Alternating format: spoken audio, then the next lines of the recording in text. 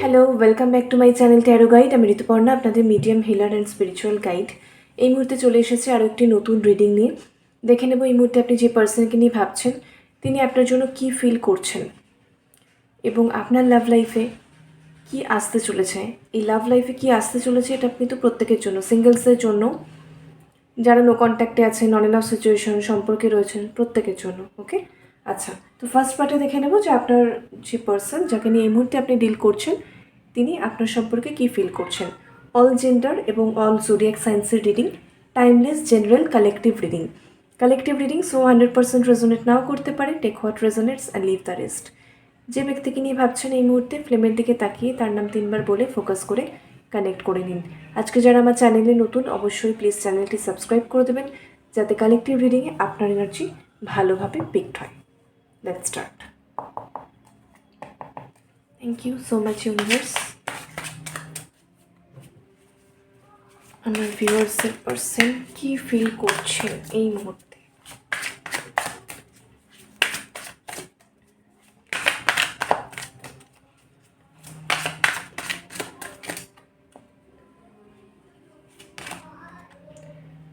Ace of Wands, 9 of Coins, Knight of Swords,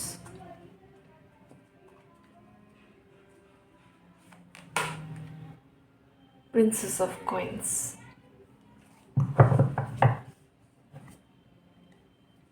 বটমে আছে 8 of Wands।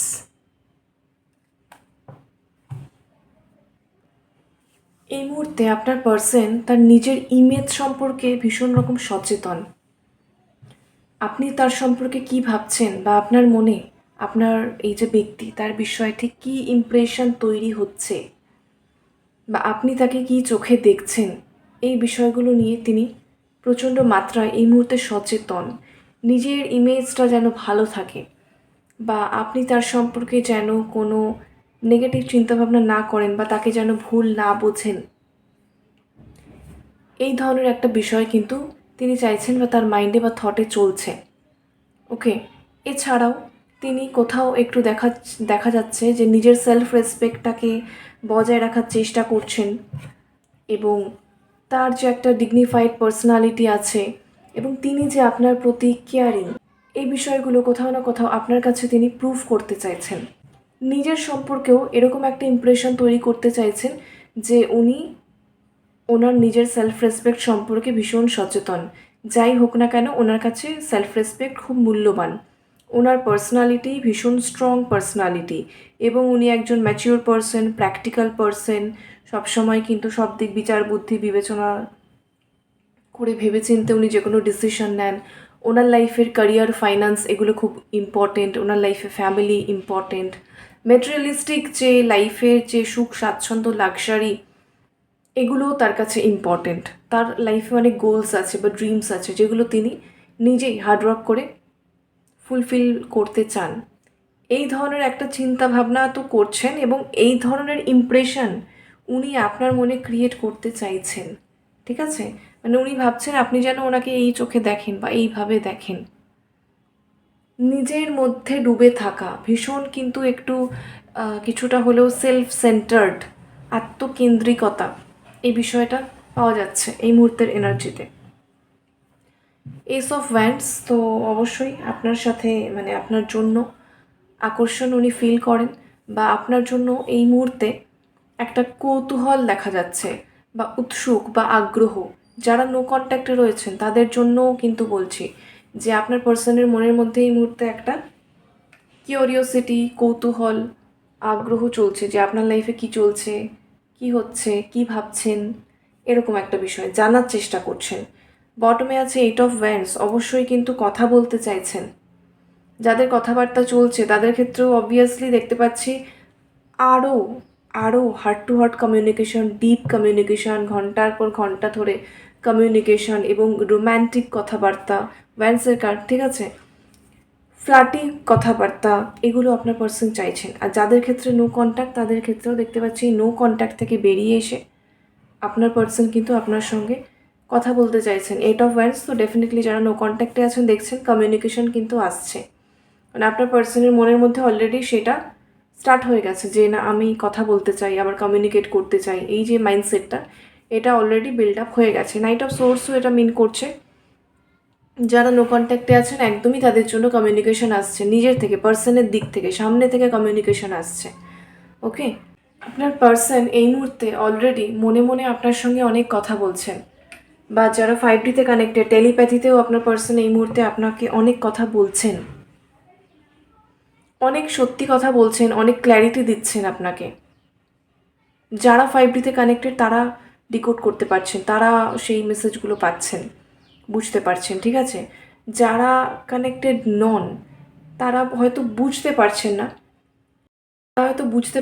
বা পাচ্ছেন না মেসেজগুলো, কিন্তু আপনার পার্সন কিন্তু মনে মনে অলরেডি আপনার সঙ্গে অনেক কথা বলছেন, অনেক কিছু কথা যেগুলো উনি ভার্বালি এই মুহূর্তে আপনাকে বলতে পারছেন না কোনো কারণে, তার মন থেকে কিন্তু দেখা যাচ্ছে মনে মনে সেই কথাগুলো আপনার সঙ্গে বারবার করে উনি মানে কমিউনিকেট করছে, বা একটা কথোপকথন চলছে, কনভারসেশন চলছে। পুরোনো দিনে যে কথাবার্তা হয়েছে সেই কনভারসেশনগুলো ওনার মধ্যে কোথাও চলছে, যেগুলোর রিপ্লাই বা যেগুলোর উত্তর তিনি তখন দিয়ে উঠতে পারেনি, এখন দেখা যাচ্ছে মনে মনে উনি সেই কথাগুলো আপনাকে বলছে যে এটা হয়েছিল, আমি এরকম ফিল করছিলাম তাই বলতে পারিনি, আসলে বিষয়টা এটা, এইরকম কোথাও একটা কোনো কিছু যেন আপনার পার্সন আপনার কাছে কনফেস করছেন বা কনফেস করতে চায়, এইরকম একটা ফিলিং রয়েছে।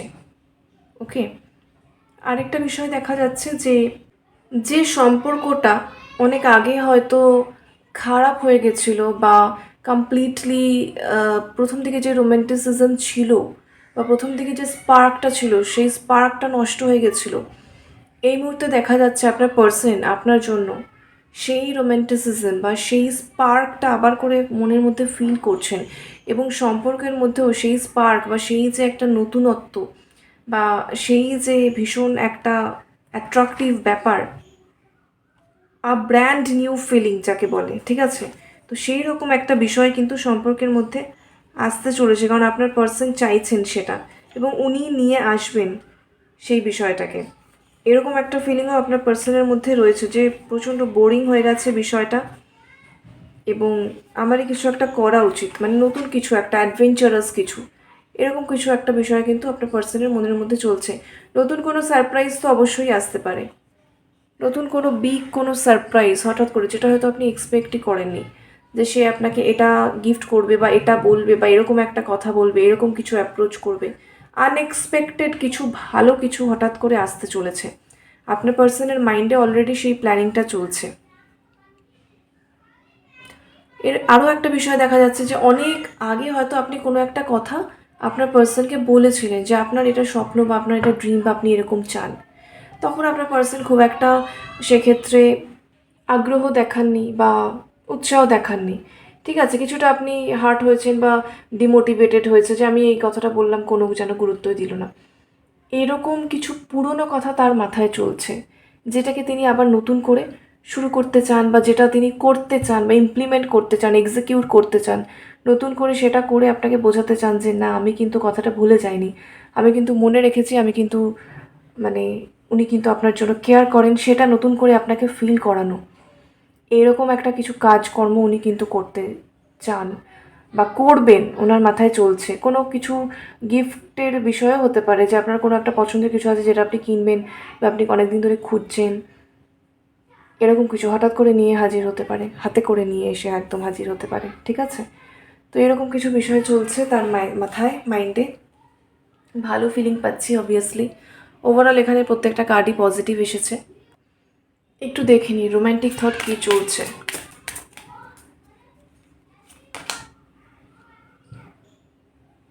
Very soon, make the effort.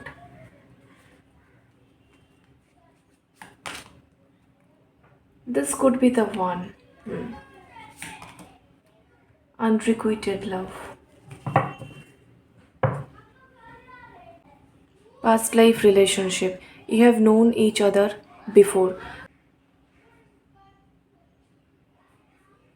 Past life রিলেশনশিপের ভাইবস তো সম্পূর্ণভাবেই এসেছে এখানে। আমার হঠাৎ ভীষণ রকম ফিল হলো বিষয়টা, কারণ আমি প্রথম থেকেই বলছি, দেখছেন রিডিংটা, যে পুরনো পুরনো পুরনো কিছু জিনিস, পুরনো সম্পর্ক, পুরনো কোনো কথা, পুরনো কোনো ভেঙে যাওয়া বিষয়।